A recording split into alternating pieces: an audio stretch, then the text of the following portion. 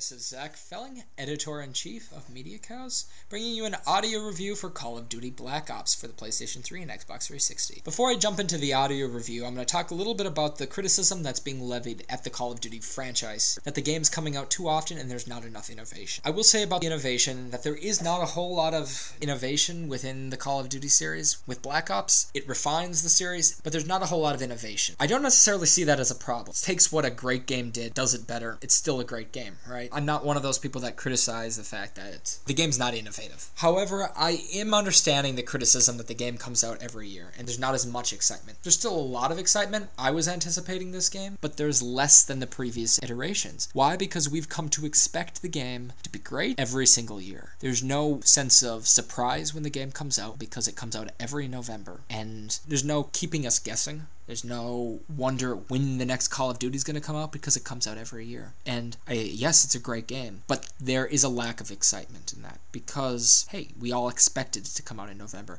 When there's a new Call of Duty announced for next November, we won't be surprised, because we know it comes out every year. If it were to come out every 2 years, or come out at a variable integral, then there would be a sense of surprise. It won't happen because it makes a ton of money. I can't blame them for releasing it every year when a game makes this much money and so many people buy it. So now I'm just going to jump into talking about Black Ops and enough about the franchise as a whole. The story in Black Ops was a surprise. The Call of Duty series isn't known for having an immersive narrative, one that keeps you guessing, keeps you on the edge of your seat. But Black Ops probably has the best story, at least since Call of Duty 4. It is very, very good. It's formed around flashbacks. Flashbacks are prevalent all over the place on television thanks to Lost, but not so much in the video game realm. And it works in Black Ops. When you start out, you're disoriented, you don't know what's happening, and you slowly discover things about you, how you got there. And it works in the sense because the player going in doesn't know what's happening. The player is actually disoriented. When I first started up, I thought to myself, wait, this is a Call of Duty game? This doesn't seem like a Call of Duty game. And so the player sort of goes on a journey with this character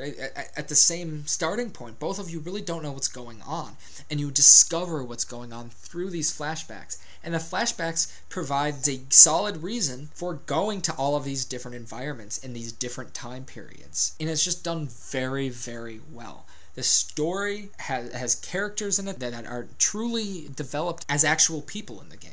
You still have the nameless characters who die and you don't shed a tear over because you don't know who they are. The secondary characters that are there, though, Woods, Bowman, are developed, and you feel for them. When they're in danger, you care. And it's something that's been done fairly well in the Call of Duty series up to this point. In addition to the characters, the plot does try to keep you guessing. It is a mystery for most of it, and it slowly unravels before your eyes. And they try to implement twists within the game. And for much of this is effective. There's one twist at the end that is very effective, but at the same point there is another twist that you can see coming way before the end.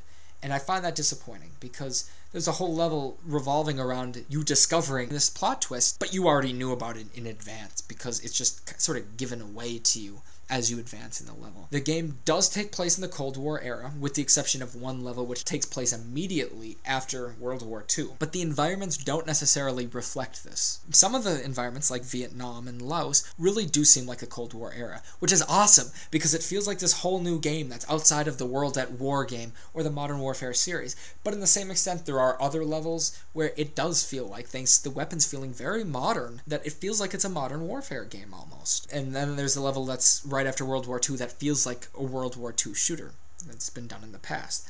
And so I wish that it would have felt more distinct than it did. And this is very prevalent in the multiplayer. The multiplayer feels very modern. It feels modern. And I wish that it would have set itself apart more in that regard. In addition, the dialogue does add to the story. It is pretty good dialogue. The dialogue during actual action sequences isn't as good as the Medal of Honor game that came out, but the dialogue is, for the most part, good. Of course, because this is a Call of Duty game, you expect to have great gameplay, and that's the case in this game. The controls are tight, they're responsive, they feel like you're shooting this weapon. The characters that are shot feel like you're shooting them. When you're shot, you feel like you're being shot. Everything is responsive. expensive. There are new weapons in the game, the crossbow and the Dragon's Breath shotgun, and both are very fun to use, but they're used sparingly. And I know that if you watch the walkthrough that I did, I generally stuck with the stock weapon that was given to me for each level, and it's because I never felt a need to switch this weapon, because the weapon was effective. In some instances, they try to get you to use, like, the Grim Reaper to blow up a helicopter. I like these sequences. They really require you to use different tactics, and they use different weapons,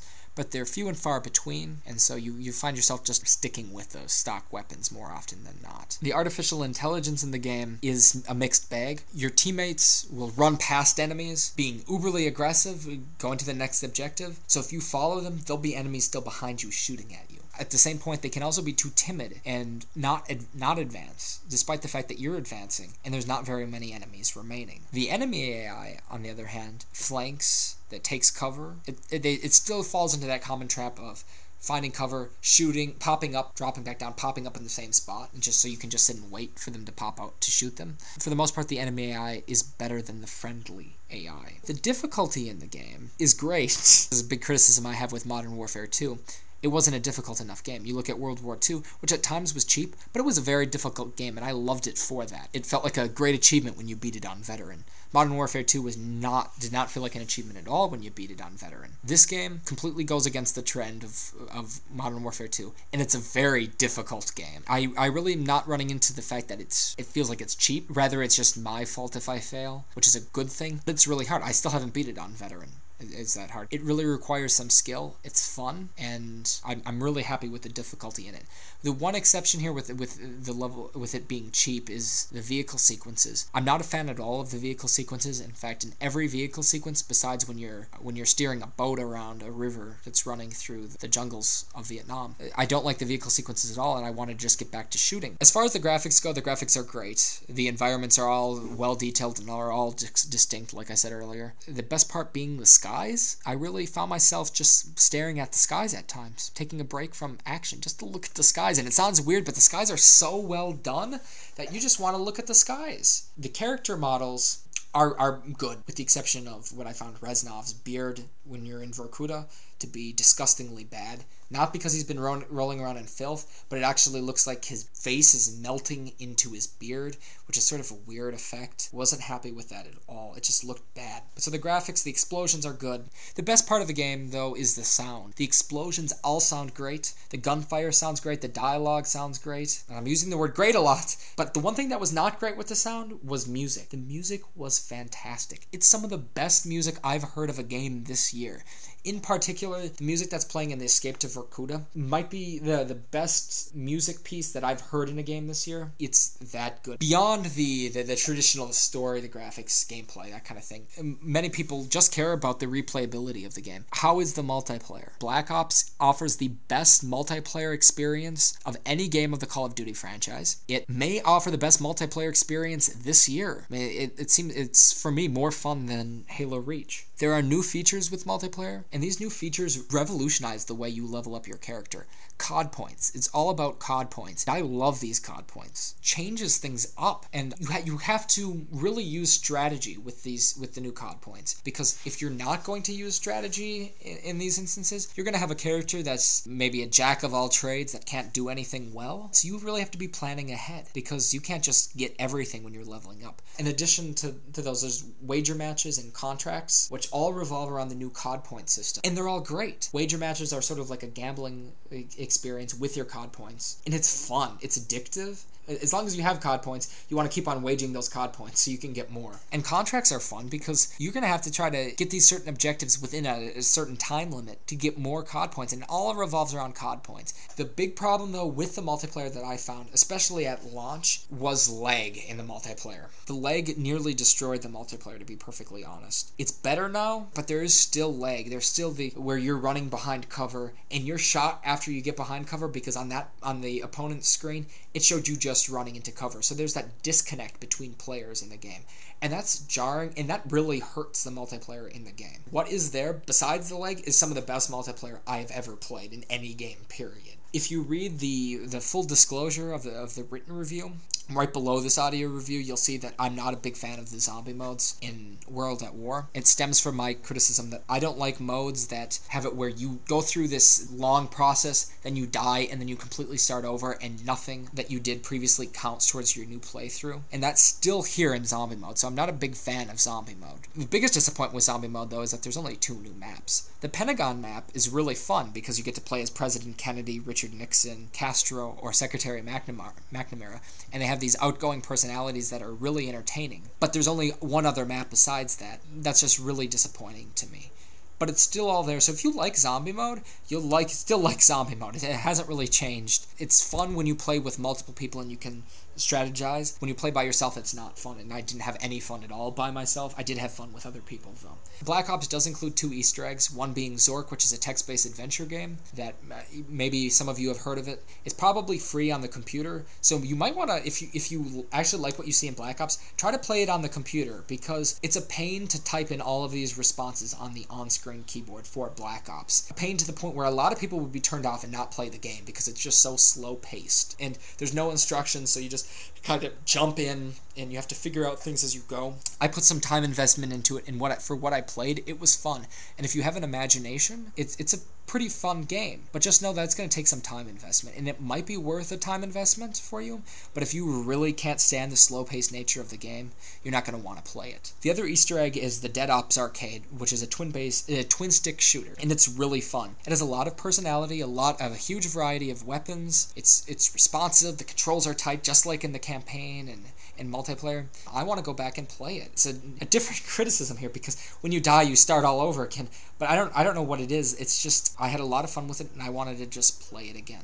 I'm just going to do a quick comparison of the new Medal of Honor and Call of Duty Black Ops. Medal of Honor's not as good of a game as Black Ops. Black Ops has a better plot. It has a better multiplayer. Medal of Honor does have better audio in the sense that it has better dialogue, I should say, not better audio. Black Ops is better audio with the great music, but Medal of Honor does have better dialogue during the gameplay. It's better military terminology. I really like that of Medal of Honor, and it doesn't take place so much here in Black Ops, but that's not enough to make Medal of Honor a better game. If you have to choose between the two, Black Ops is better. Black Ops is worth a buy. Medal of Honor might probably only be worth a rental. In the end, I give Black Ops a 9 out of 10. It's an amazing game.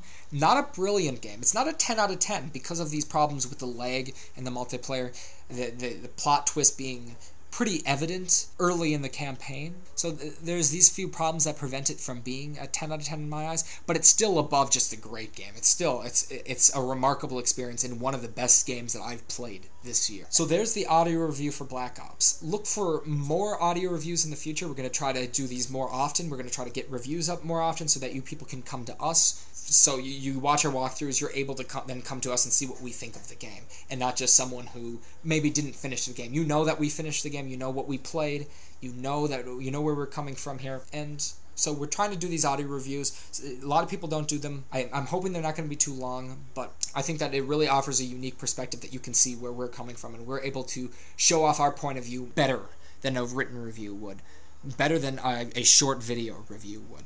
So we're going to try to get these up more often. We're going to keep on doing the walkthroughs. We're going to try to ramp up the pace of the walkthroughs, get them done quicker for all of you guys, and really try to become the premier YouTube channel for walkthroughs, in the sense that you can come to us for all of the walkthroughs that you need. We'll have them all up early. And also for reviews, so that if you don't really like the traditional IGN review, you can come to us for an alternative point of view. All right, so that's it for me. This is Zach Felling, Editor-in-Chief of Media Cows.